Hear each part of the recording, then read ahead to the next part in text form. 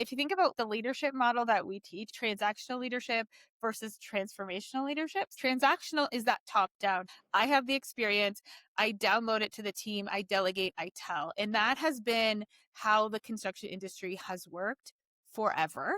And transformational leadership is I'm the leader. I set the vision, but instead of telling you what to do, I invite you in. I recognize what your strengths are and I align what you're really good at with the jobs that need to be done. And so I don't necessarily, as the leader, need to tell you how to do it because it's about you being the expert, not about me as the leader being the expert.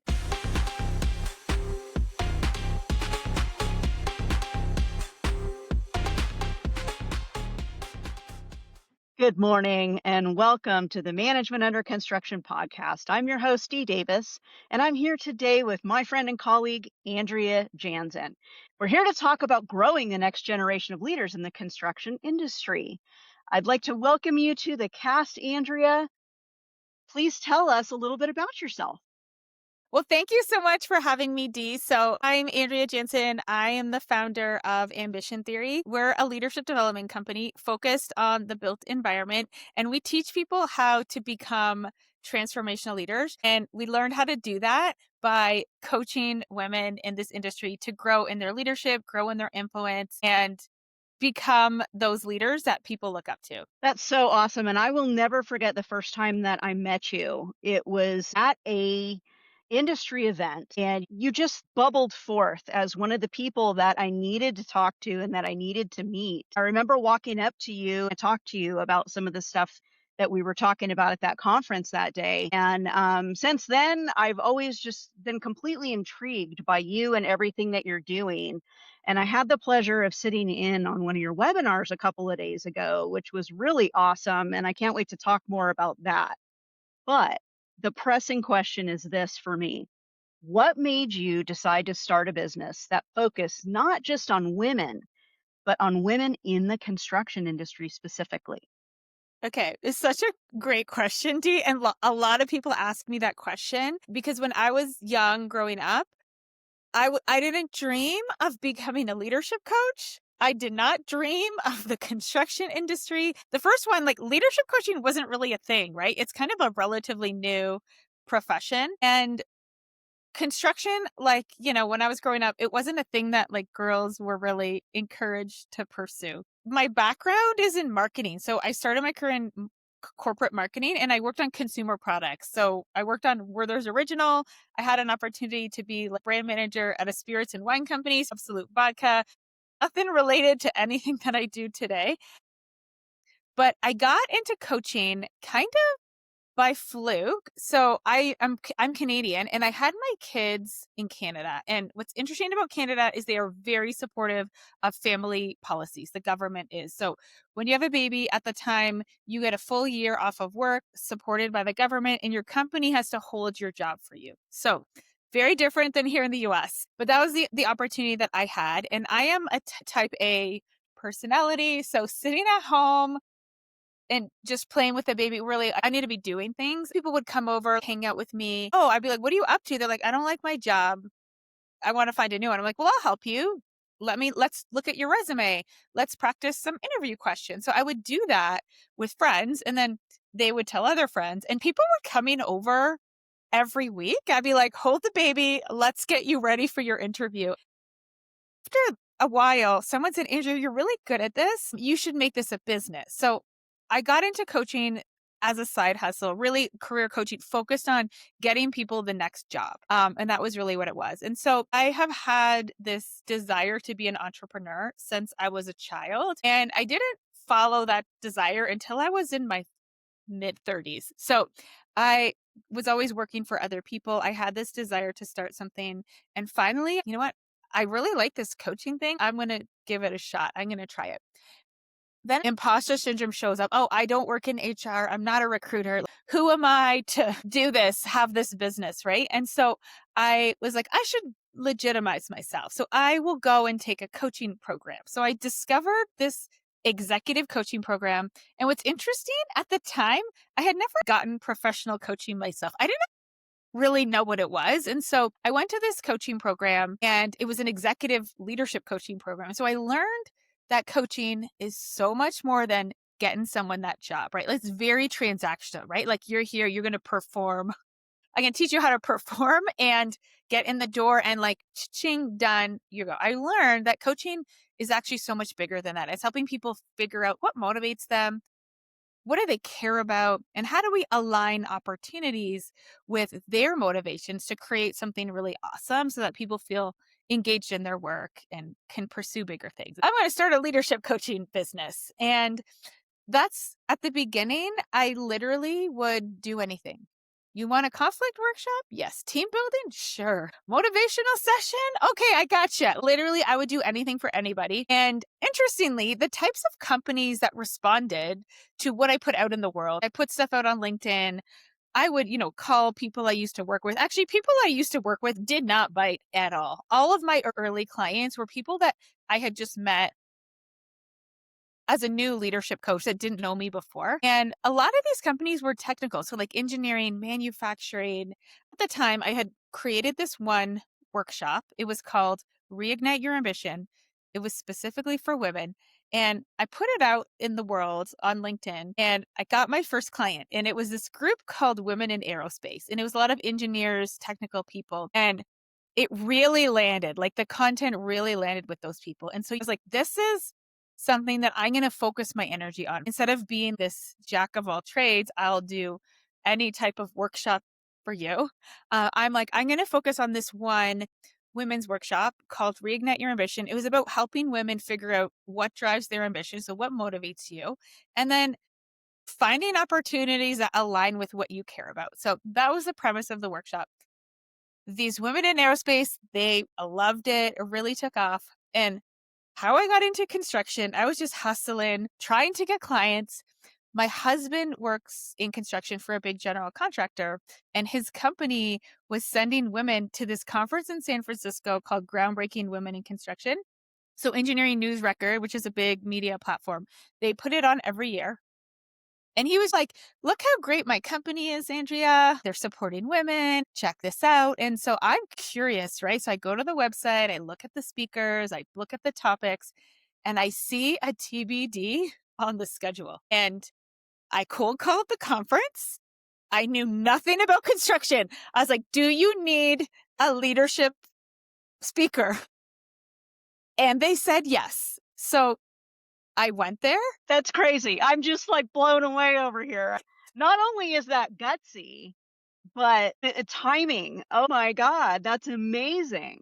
I know. I like to say the construction industry chose me. I did not choose it. So I go there. I didn't know anything about construction, but I did the Reignite Your Ambition workshop that I had practiced on other engineers, other technical professionals.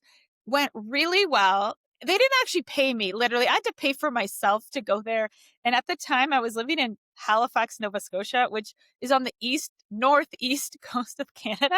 And so it was like a full day to fly to San Francisco. I went there. They had me in this little tiny breakout room, and it was crazy. The industry was choosing me in that moment. So I get there early. They told me 50 people, that's the capacity of the room. So I had 50 handouts. I was going to put them on the chairs, just have it all set, be ready, get my mindset ready for this presentation. And I get there, the chairs are all full. I'm like, oh, okay, well, this must be from the people before me, and they'll leave. I'll put out my handouts, and then my people will come. Nobody left. They were all there for my presentation early. And then people just kept coming, and they were like standing in the hall, sitting on the floor. And I had these handouts. I'm like, okay, screw the handouts. We don't have enough. We're just going to have to go without the handouts. But in that moment, I think I'm onto something here. I did the workshop, went really well, got clients from that speaking engagement, from the construction industry. And then I just kept getting more. As I tell this story looking back, it sounds like it was like meant to be. But in the moment when it's happening, you're just like, oh, you want to take it? Great. Come, come, come. But it got to the point where around 60% of the clients were from the construction industry. I still had banking, healthcare, other industries. And I was always curious about like small business marketing. And I took a small business marketing course and they had us do this exercise. Look at your client segments and you had to score them. And you got which one had the highest score. Construction had the highest score for me. And the teacher was like, focus 90 days only on that segment and see what happens. And so that's how I decided to niche down to the construction industry. So they came to me and really making that active decision that we're actually going to put our energy in these types of companies and these types of people. And we're actually not going to actively pursue these other types of people. So that's how I got into construction. I don't know how to build things. I don't know how to manage a project. I am not an engineer. I haven't done any of these jobs, but I learned it through helping women advance to that next level of leadership. So I've coached women in so many different roles. So I know what their day is like. I know what they're dealing with.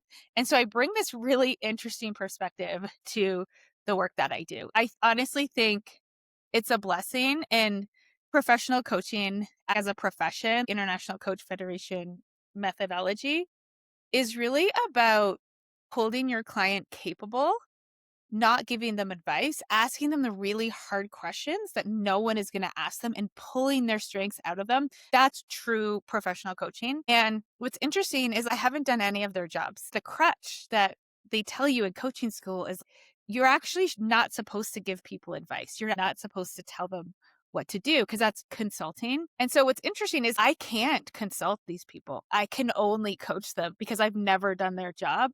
And so I think in some cases it is made me a better coach because I can't fall into that trap of this is what I would do in your situation because I've never been in their situation.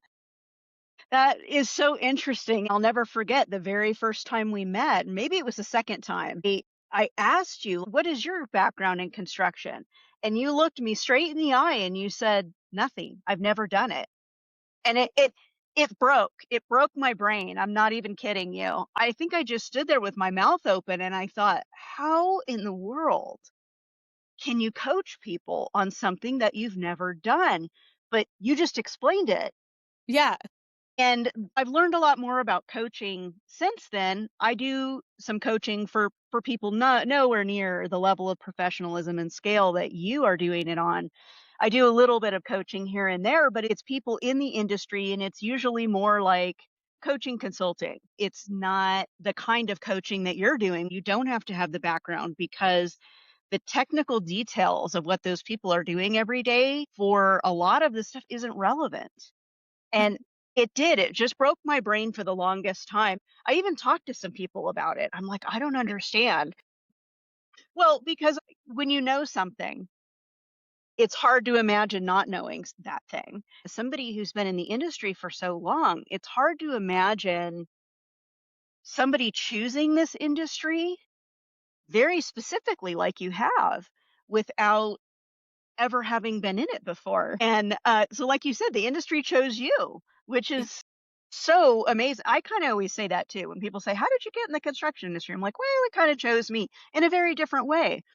Yeah. But it did. The result is the same. We ended up where we're supposed to be in the industry and helping the industry in our own different and unique. Now I feel like I know a lot about the industry. Like it's been 8 years, so I do know a lot about the industry, how it works now. But really at the time, it was like curiosity. And I think what's interesting, why this broke your brain, and it really talks about the leadership models in the industry. So if you think about what your perception was, the people that do my job, they worked in the industry and now they're giving back with their wisdom and their experience, right? And if you think about the leadership model that we teach, we didn't invent this. This is studied. This is a very mainstream model, transactional leadership versus transformational leadership. So transactional is that top down. I have the experience.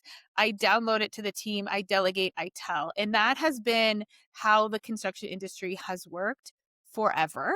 Transformational leadership is I'm the leader. I set the vision, but instead of telling you what to do, I invite you in.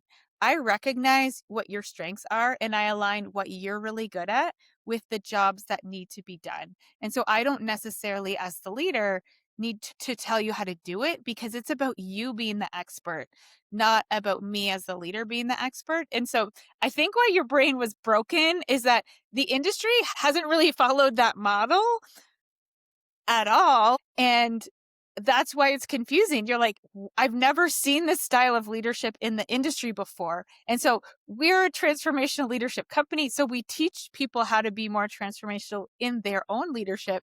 And what's interesting, and we don't have the experience doing the job. So we do it in a transformational way, right? So instead of telling people what to do, we're asking them those questions. We're helping them see their strengths.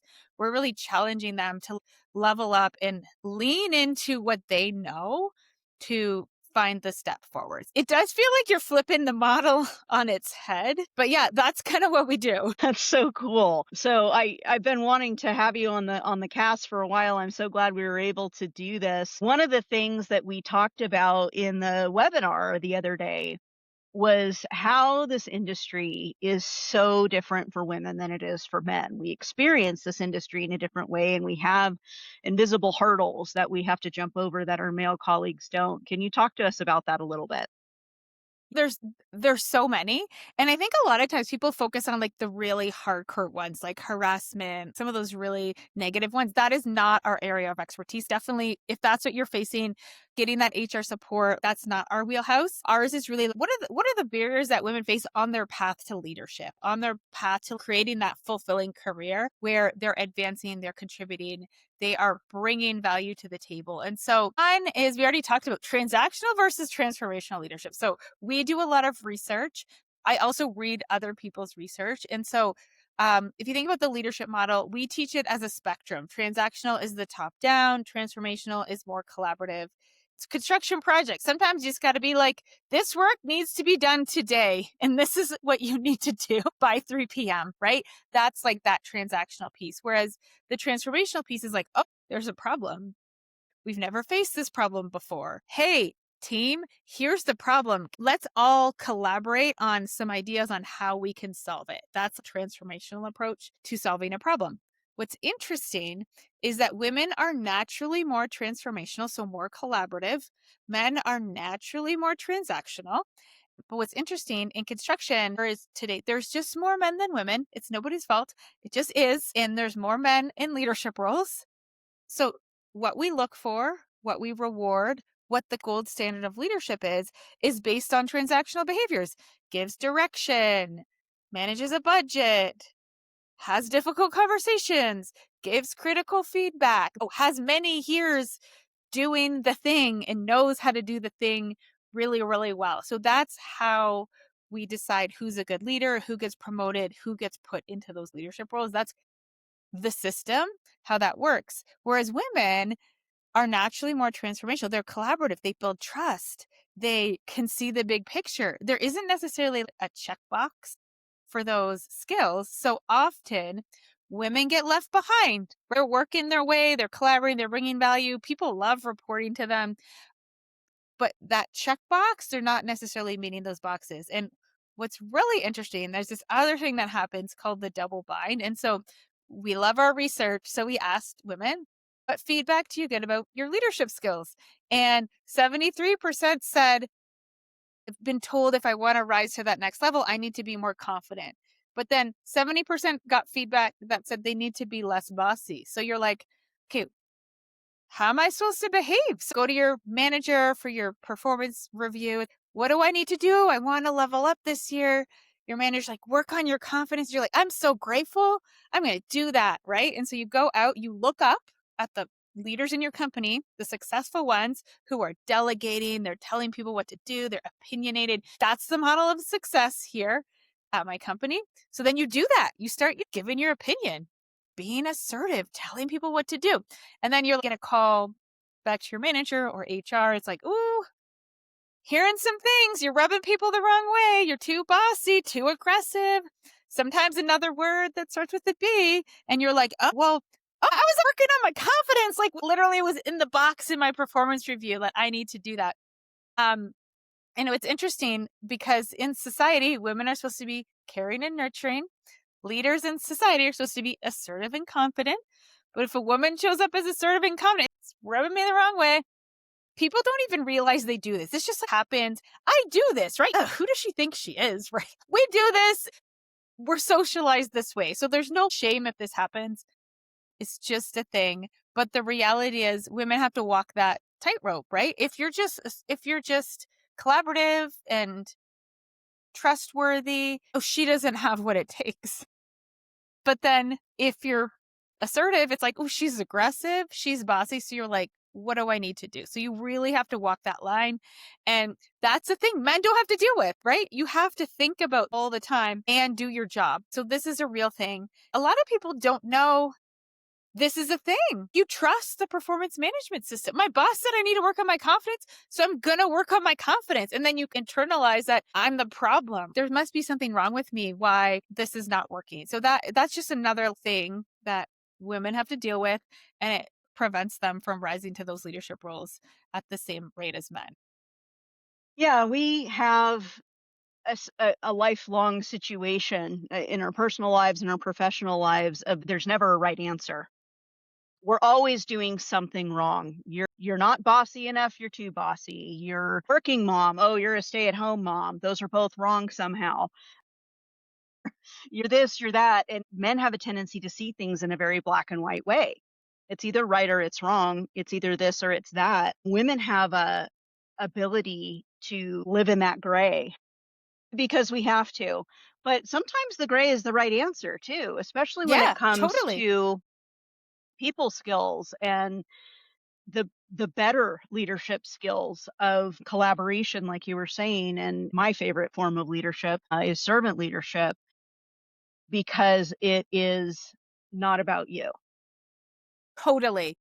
And that was my favorite saying when I was on job sites and we'd be working through a problem and somebody's losing their cool a little bit. I'm like, "Hey, it's not about you."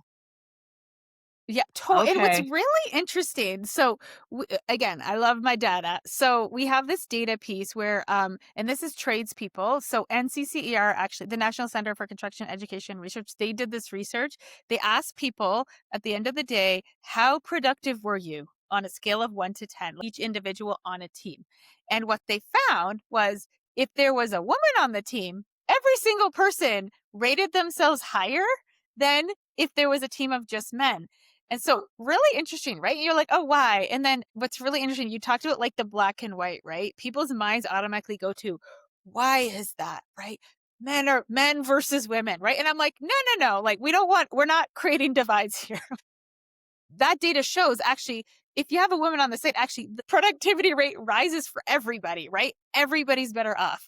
But the why is this other piece of research that they did. They actually asked women and they asked project managers, when women are on the project, what happens? Well, the project is more safe. There's a higher focus on safety. People are more collaborative. They see the big picture. And so those are some things that women also bring to the table. And I had this moment early in 2025 when I'm looking at this slide. You came to our webinar. I love slides, right? We presented that slide a lot of times. And I'm like, is this about women? Actually, this isn't about women at all. All of these things that they said happens when women are there. They're not just about women. It's actually about transformational leadership. This is like the definition of transformational leadership. And where that opened up this huge opportunity for me is I realized everybody can learn these skills. It's not about men versus women. It's like, let's teach everybody how to lean into that transformational side of the spectrum because actually it makes it better for everybody and everybody can learn these skills. So that was a mindset shift that I had in 2025 that really helped me see what really is the big picture here. What are we really trying to achieve here? Of the productivity when women are on the job site, it reminded me my friend Sharon Halpert.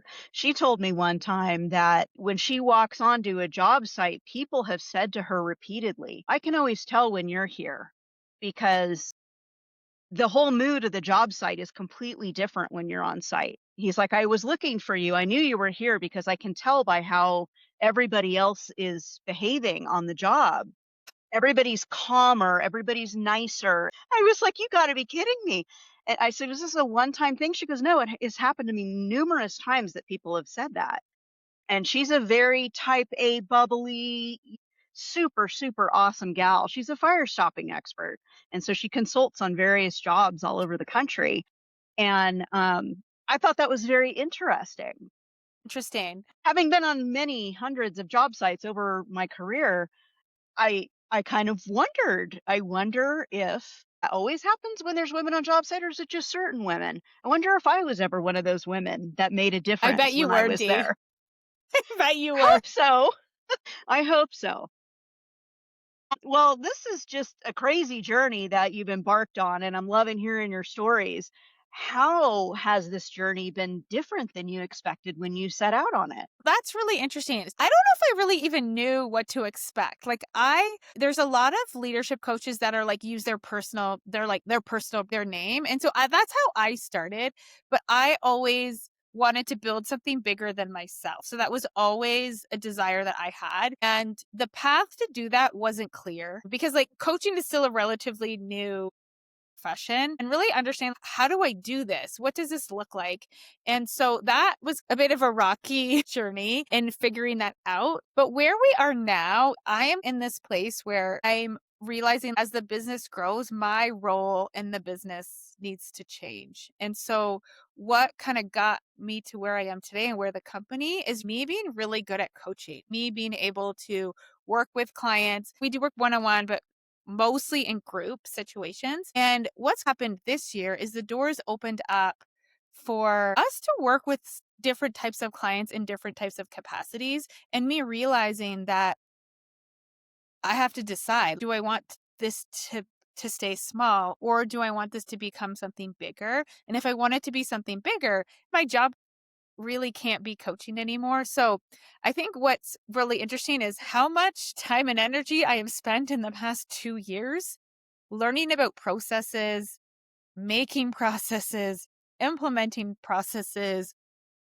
throwing the process in the garbage because I'm frustrated by it, and realizing that that's actually the thing that I need to be working on is these processes and how do we have outcomes that are repeatable. And that's my next level of growth. And so what's exciting is I know you were going to ask me if I work with all women. So I did work with all women for a long time, but actually we work with men now too. So we have an executive coach that is a man. And really, what my job this year was figuring out, what is our coaching methodology? What are the steps that we take with our clients to ensure at the end they get the same or a similar outcome to if I was doing the coaching? Because really, the idea is when you're an entrepreneur, it comes from your head, right? You're creating something, and it's actually now it can't be about me, right? It's not just my coaching. How do we systematize this? What are the steps that we take people through? And how do I train other people to do it? So that's what I have been working on.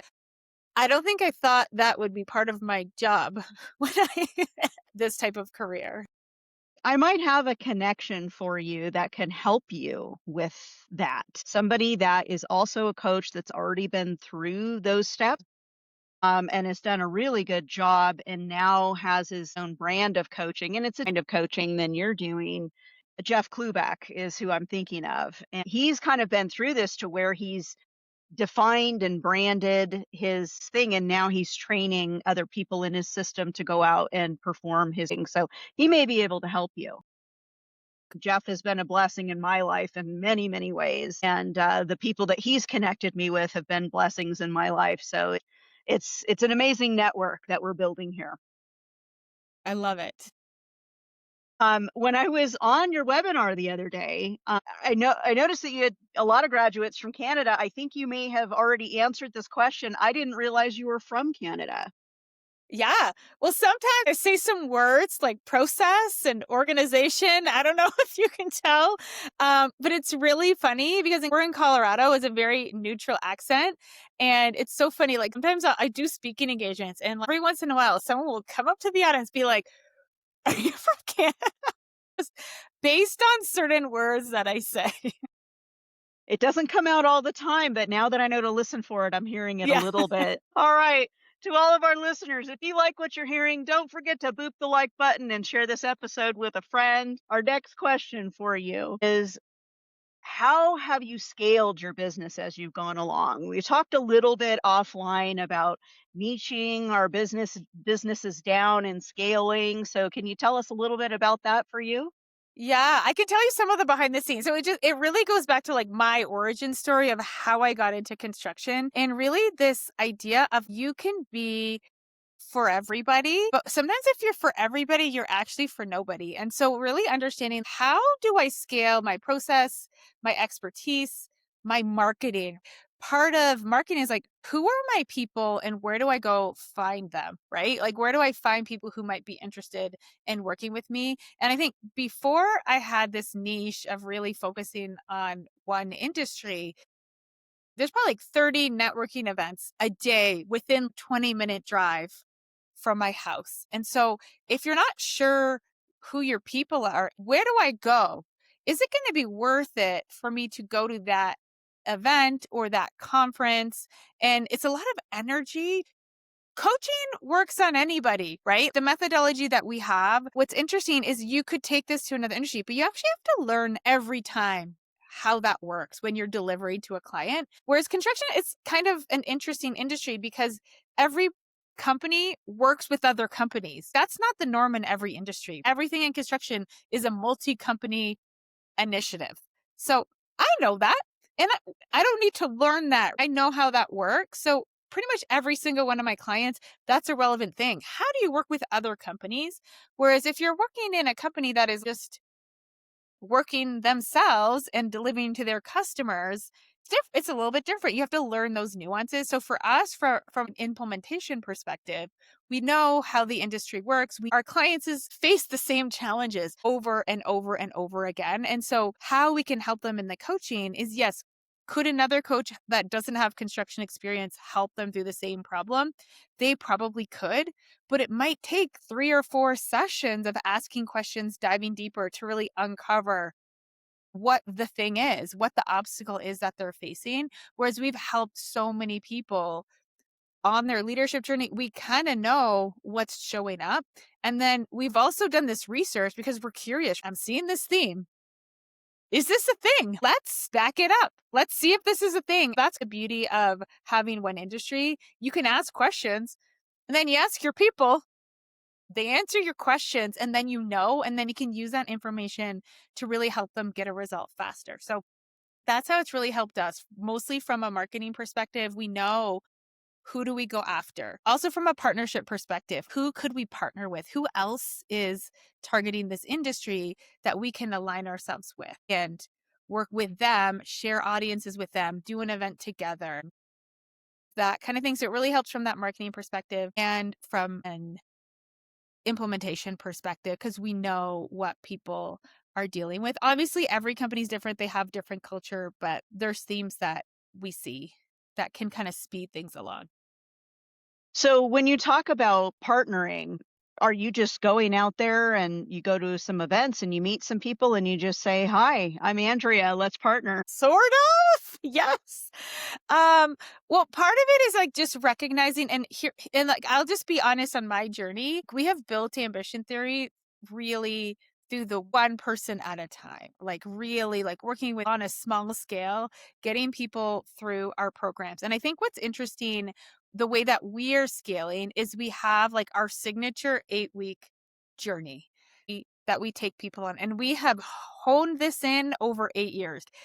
It started and then we just tweak it based on feedback. We ask for a ton of feedback. So we just kind of tweak it as we've gone. So we have this process that really, if we want to get people advancing in their leadership, if we want them leading in a transformational way, this is the journey we take people on. What is really cool about having a process instead of just being a consultant where you're a new thing every time. Like, what's your problem? Okay, we're going to come up with a custom solution for you. We have this journey where we know, does an executive team want to improve their culture? Do they want to improve their retention? We can take them on this journey and those we know they're going to get that outcome. Is there a young field engineer that just wants to become more confident, better influence, work better with the other companies that they work with?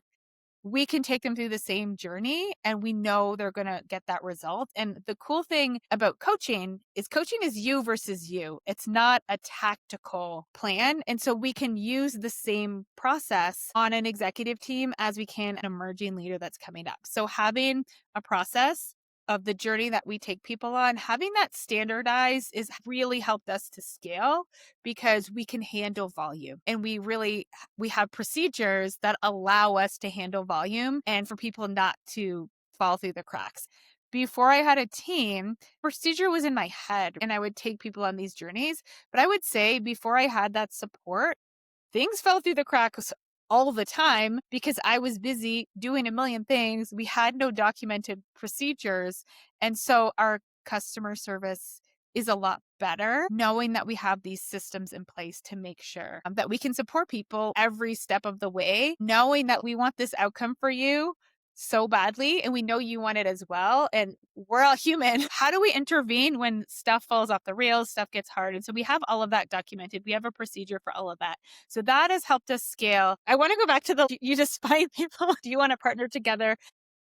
Part of it is that is how it works. But what's interesting, there's this really great concept book that I read last year called Who Not How. And it's really about scaling. If you think about how do I scale my business? How do I make this bigger? It's overwhelming. I have to work more hours. I got to grind harder.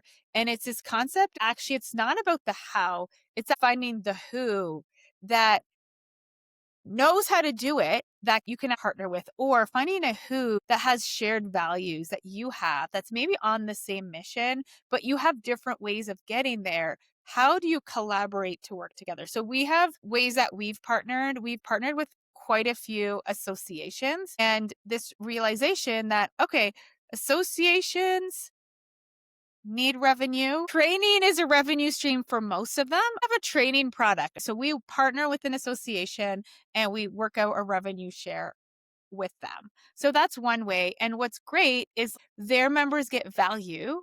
They probably wouldn't have heard about us if they didn't hear about us through their association. They get that revenue. Most associations, their members saying, I have a labor shortage. My employees are burnt out, like all mental health. We're able to help them with that by teaching transformational leadership. So it really becomes this win-win opportunity where you can really help each other. But I will say, from partnering with lots of different organizations over the years, the most important thing is shared values. Are you on the same page with how you show up? What happens when a client is unhappy? What do we do when the client is happy? What do we do when something goes wrong? Really being open and understanding. Are we aligned or are we not aligned? Because when it's aligned, it's easy, it's fun. When your values aren't aligned, that's where it gets really hard. You mentioned that book to me in one of our previous conversations, and I was intrigued by the idea, so I went out and bought it and I read it. And What do you think? just so I love it. Just so you know, this is my motto for 2026 is who not how. A lot of the stuff that I am working on in the first quarter of 2026 for my businesses is all about who not how. So thank you for that. You're welcome. My favorite part of that book, you as the business owners, you need who's to help you scale your business. You are also somebody else's who. This idea that you can have this exponential growth and the who now how is a very transformational concept. We could come together and actually create something. If we work together, the outcome could be exponentially bigger than if I grinded it out on my own for both of us. And it's this idea of that win-win. And you can help somebody else achieve their dreams. They can help you achieve your dreams. And it's really, really wonderful because the grinding it out is hard. To say the least. I think Like, there's a little meme out there that says something like, "Oh, I was sick of working like a dog for somebody else, so I quit my job, started my own business, and now instead of working 40 hours a week, I work 80 hours a week." yeah, right? And it's the truth. Anybody who thinks that owning your own business, you're getting suntans on a yacht somewhere has never owned a business. Yeah, that's not true. Maybe there's some people out there doing that, but I look up a statistic last year, something in the neighborhood of 95% of businesses are considered small businesses, i.e., less than $1 million or $5 million or whatever. Those are my people. Hmm. There's so many of us out there that are working our buns off every single day, even when business is slow. You're working even harder and you're Yeah. working when business is good, because when business is slow, you're going, "Oh man, what can I possibly do Mhm. to get business to not be so slow?" It's crazy, and I love it, and I wouldn't change a thing about it. But one of the concepts in who not how is, instead of asking how can I do this? How can I find my audience? How can I scale my business? How can I generate more income? How can I find my people on social media? You ask yourself, who can help me do that? It's a give and take, as you say. You are somebody else's who. I had a conversation yesterday with the small business association up here in the little town that I live in, asking how I could share some of the things that I've learned that would Mm. help some very different businesses, completely different kinds of businesses than mine. But a lot of the brick and mortar businesses out there right now are really struggling because the economy's been a little rough the last couple of years. We had one local business close down, and I don't want to see any more close. How can I help? What do you need to know? If I don't know how to do it, maybe I know somebody who knows how to do it and can Mhm. be a who for you. Maybe I can be a who for you. I don't know, but there's some way that we can help each other. And Totally. that's really what that whole book is about. It's not how do you do it, it's who do you find to help you Who? do it. Exactly. It's I awesome. know So, it's such a simple concept, but it's like, why didn't anybody teach this to me 10 years ago? Right? well, and you have to constantly remind yourself of it, because Yeah. I keep falling into that entrepreneurial trap of, how do I do this? How do I? No, no, that's not the right question. The question is, who can help me figure this out? I just implemented a CRM platform in my business. That's one of the things that we're changing in 2026 to help keep track of our clients and better serve them over time and make sure that we're following up and doing all the things that we need to do. I knew nothing about them. So I started asking everybody I know, "What are you doing? What are you doing? What are you doing?" Got on Reddit and asked some other small business owners, "What are you doing? What are other consultants doing?" And I got a lot of great information, a lot of recommendations. A couple people took the time to show me the platforms they were using, and I didn't have to go kill myself trying to figure it out and investing a ton of money into something that wasn't right for me. I love that. I love that I told you about this book and you read it and now you're implementing it. That makes me so happy. Yeah, we are making a management under construction recommended reading list. We talk about books a lot on this cast. People will Okay. come on and they'll tell me about a book that they've read, or hey, they got this great idea from this book, and we're pulling all of that together in a recommended reading list, and this is definitely one that's going on there. So I can't wait. We'll have that rolled out in the next month or two. I love it. Okay, can't wait. All right. So we've talked about lots and lots of things that worked, which is awesome. And we all like to grab and hug and hold on tight to our successes. But the reality is business owners and entrepreneurs, not everything we do works. Tell us about something that you tried that just didn't work, was an epic fail. Ooh, which one? So, I yeah, which one? Going back to the who, not how, in the relationship piece is I have had some relationships that didn't work out, like multiple ones where our values were not aligned. So I feel like I learned that lesson. I think I learned it the hard way in recognizing that every company has different values and that's great because not everybody's a fit to work at every company or work with that company. And so me realizing not vetting the partners at the beginning, I think that was a hard lesson that I've learned a few times over. So really looking at what do they care about? How are we going to work together? Let's actually ask those really hard questions at the beginning. So I think that's a lesson that I kind of learned the hard way. Another one is I'm a visionary. I don't know if Traction's on your list or Rocket Fuel is one of the books you've talked about. Mm-mm. No? Okay. No. So there's this concept, it's EOS, it's Entrepreneur's Operating System. One of the books is called Rocket Fuel, and it's this concept for businesses. You have a visionary who is the visionary person that has the ideas, and you have an integrator who is the person that makes things happen. They have an assessment. You could do it. I'm like, yeah, I'm such a visionary. And the thing about visionaries, we have great ideas. We can motivate people. We can get people to follow us and want to, do our thing. The thing about the visionaries, we really don't have a lot of patience. You want to put the idea out there, you want it to be successful the next week. And what we do is we'll start on a journey with something and it doesn't go as planned. We throw the idea in the garbage and we want to start something new. And so, what's interesting, I have had this 8-week program within Ambition Theory for 8 years. And I have moved away from it multiple times, multiple times. I'm like, oh, this would be better. Like big shiny object syndrome. What if we had it this way? What if we had a membership? What if we had this? So many times I have gone off of that path of we have this 8-week process that works, proven. And so many times I have moved away from it and realized after moving away from it that that's the thing. And always have gone back to it. And so I think realizing as I we're growing Ambition Theory, recognizing that I'm the visionary and I have this weakness that I will throw things away when a lot of the times it's like, oh, there's a little tweak that could have saved it. And so I think that's something that time and time again, I've tried, I think 2 to 3 times to have a monthly coaching membership because I see other coaches Mhm. having this thing and it hasn't worked. None of the times it has worked. And I keep going back to the 8-week journey because that really works.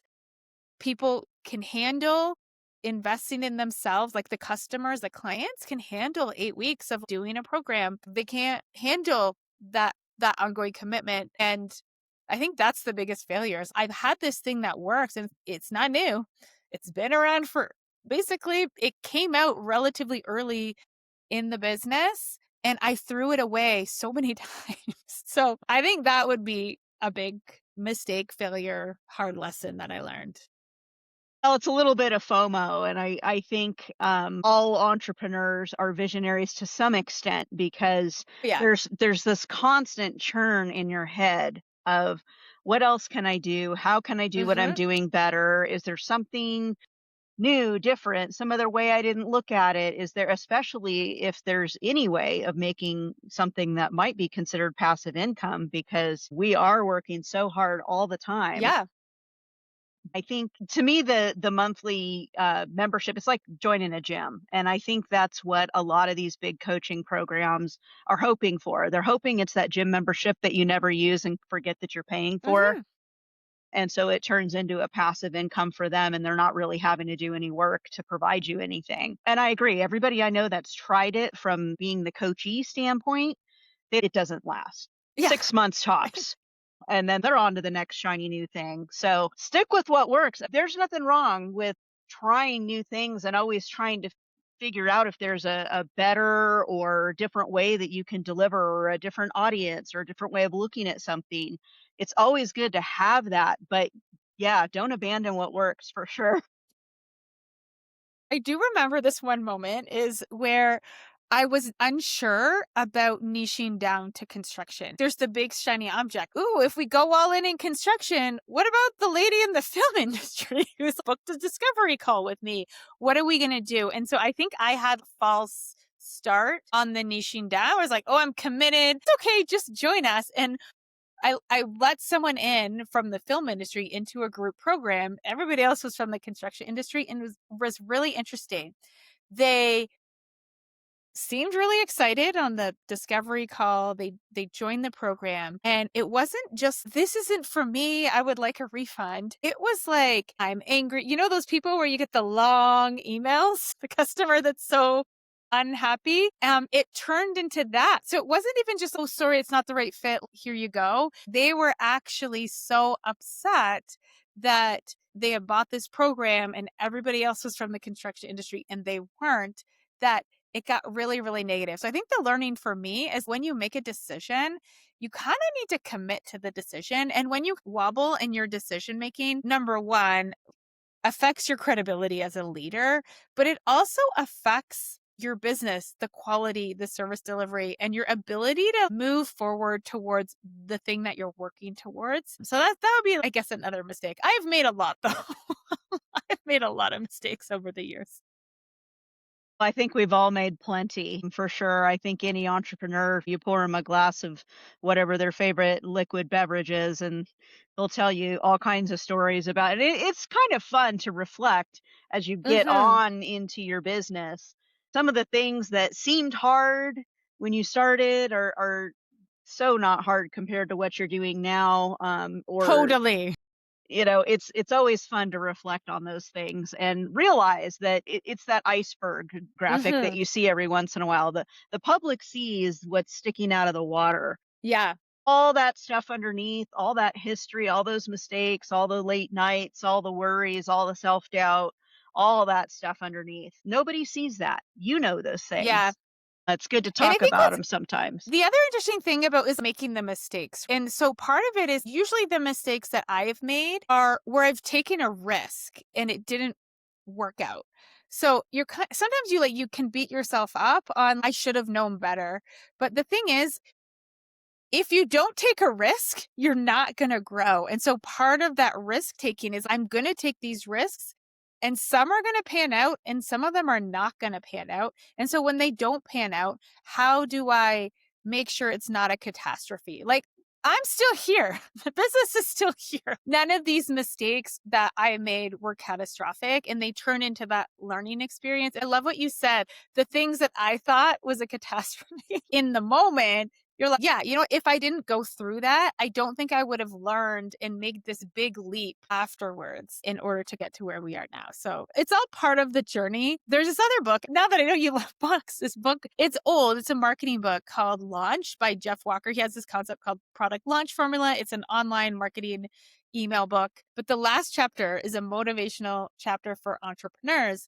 And it really hit home for me. It talked about life is like a mountain range. There's valleys and there's peaks. But when you're an entrepreneur, you're like in the Himalayas. The peaks are higher, the valleys are lower. And so that is kind of like what we signed up for as entrepreneurs. Well, it's certainly less comfortable than being a W-2 employee for somebody else's business and Hmm. somebody else's dream, and we stretch ourselves on a daily basis as entrepreneurs, and or we don't grow. Those are our choices, Yeah. right? If we wanna grow, we have to stretch ourselves on a pretty regular basis. I do wanna talk about networking a little bit.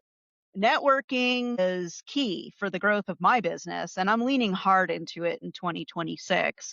A lot of it has to do with the Who Not How book Mm, and making sure that I'm constantly meeting not just more who's, but the right who's yeah. that play in the same spaces and are out there in ways that I'm not, so that your network isn't limited to your necessarily geographical area. I joined a group called The Connective this year.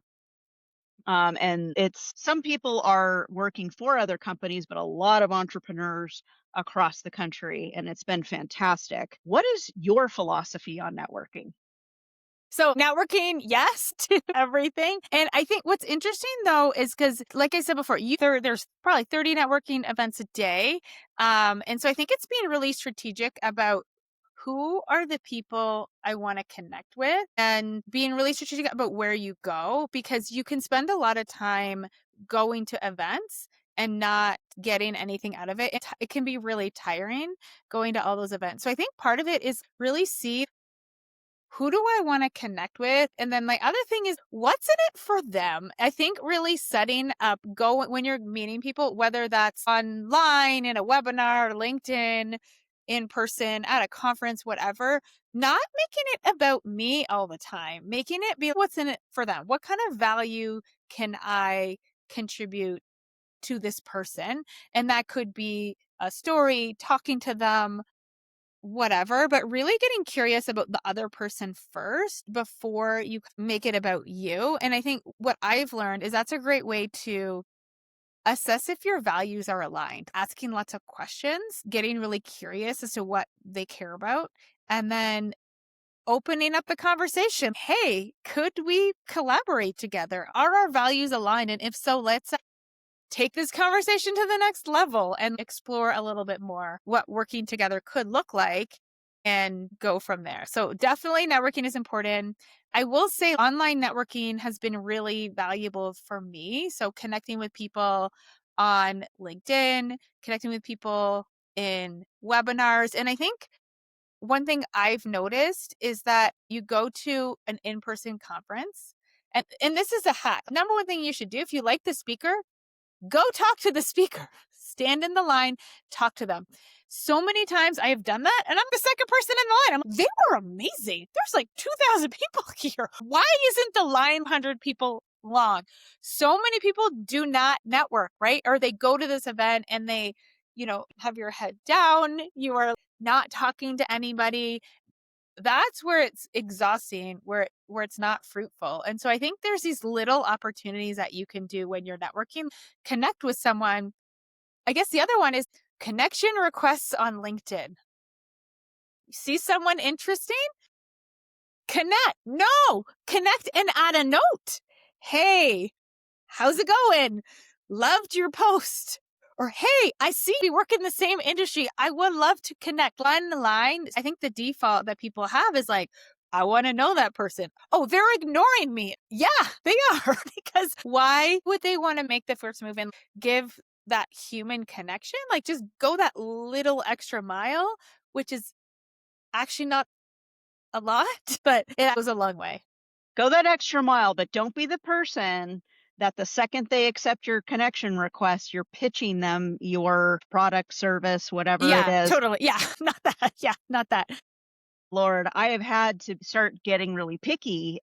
I probably get 8 or 10 connection requests a day on LinkedIn. And I have had to start getting really picky about who I'm accepting. And it's nothing personal. It's just that we're not in the same industry. Yeah. So that's the world we're living in, right? So if you really want to connect with someone, you actually have to give them a reason to accept your connection because there's people spamming them all day long. Yes, and I had this happen yesterday. So I had this person that's in the related industry asked for a connection request. I said yes because they're in the industry and I immediately got a sales pitch. And I politely declined and they were not very happy about it. And I did send them a note and I said, "Hey, listen, I'm not trying to be rude, but I said you got to understand I get hammered every day. To be honest, I don't know you.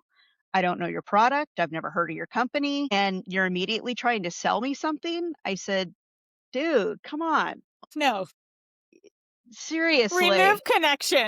I didn't, but I took the time to explain. I'm not trying to, because he was a little bit fine. I don't agree. I think we could help each other. And then he came back with, "Well, I was going to offer you some work." And I thought, yeah, okay. But when you're networking, online networking works, in-person networking works. What does not work is never networking.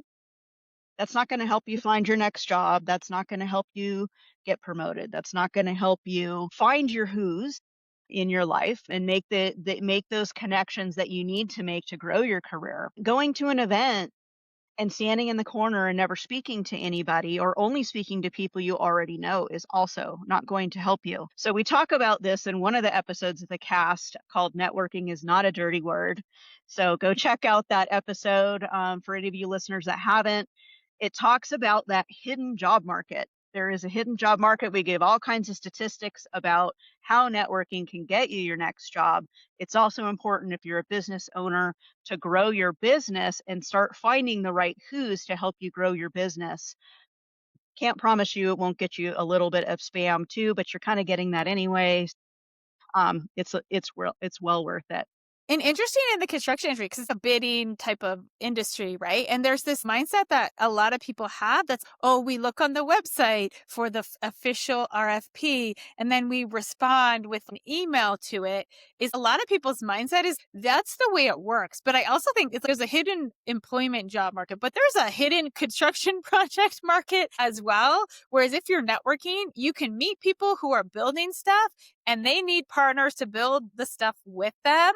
And if they like you, if they trust you, if your values are aligned, you're going to go to the front of the line on their bid decision-making process. So I think there's goes from an employment perspective, but also construction's a project-based industry. You need to be searching for those companies that you want to partner with to do more work with. And so networking is a great way to do that.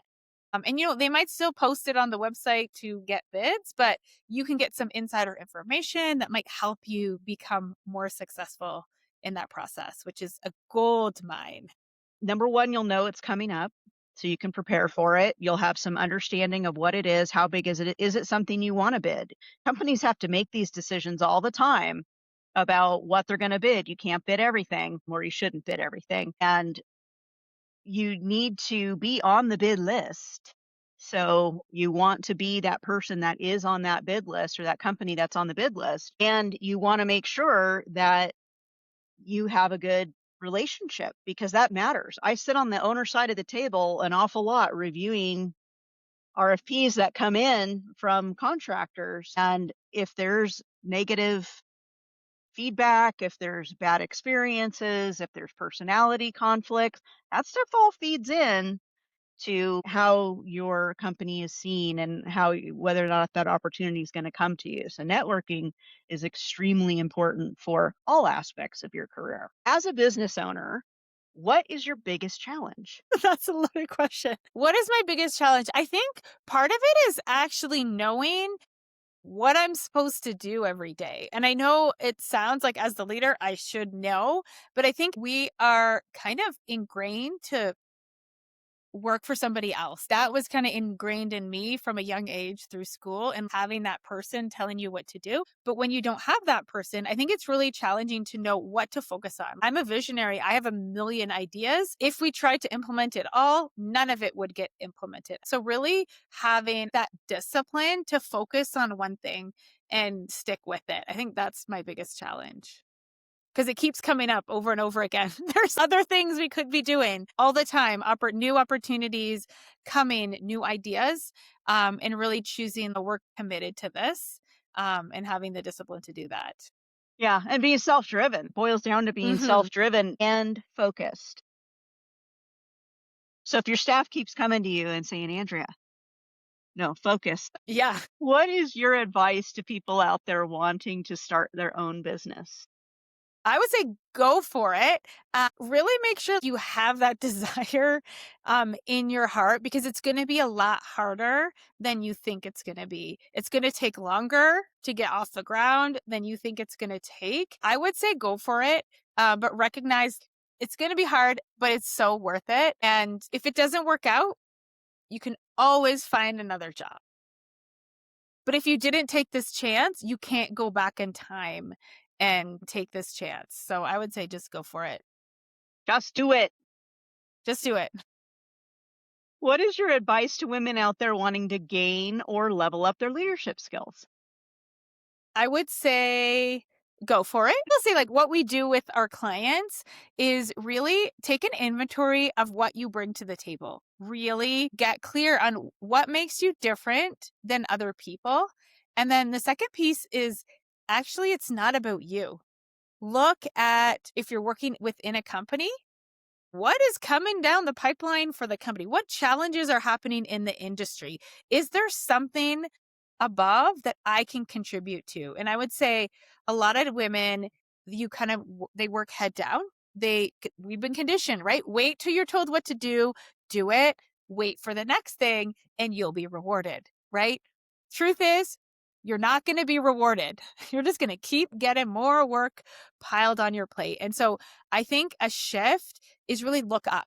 Really look up from a strategic perspective. If you want to advance, you actually need to be able to look up, being able to see what is coming down the pipeline. How can I lead up?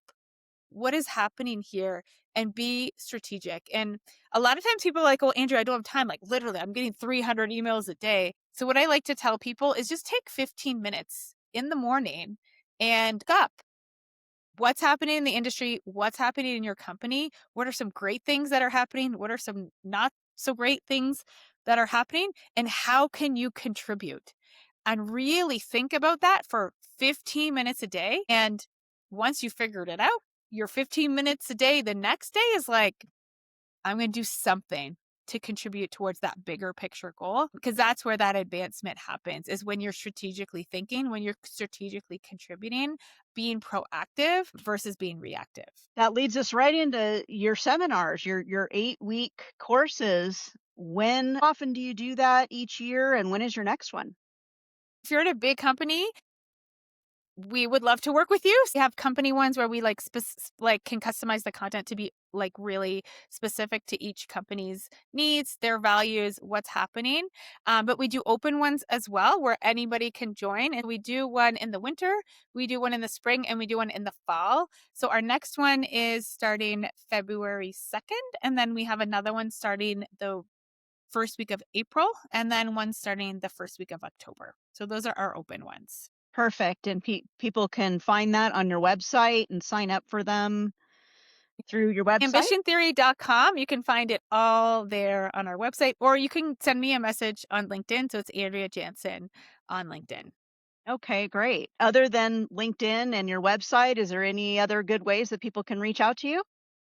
We have a podcast. It's called Ambition Theory Rethinking Leadership in Construction. And really, it's moving in the direction on looking at it through the lens of what we've learned by advancing women in this industry and how that applies to the industry as a whole. So that's what we're exploring now on the podcast. So yeah, check it out. Ambition Theory, Rethinking Leadership in Construction. Everywhere you listen to podcasts, it's available. That's great. We have a ton of episodes available right now. And so we're going to be relaunching it soon. Perfect. That's great to know. Well, thanks everybody for joining us. Please like and share this episode with a friend. Leave us a comment or a question. Thank you, Andrea. Thank you so much for having me, Dee. This episode was sponsored by Davis Consulting Management Group, serving the life science industry with owners' representation, construction management, and subject matter experts across the United States. Reach out to DCMG at info@dcmg.us or visit the website at www.dcmg.us. Thanks for joining us. Do you want to be a guest or do you have an idea for a topic? Email me at heydee@managementunderconstruction. That's HEYDEE at managementunderconstruction.com. Are you looking for custom ongoing education for the construction industry that's customizable to meet you where you are on your journey? Contact Yellowstone Professional Education at info@yspe.co.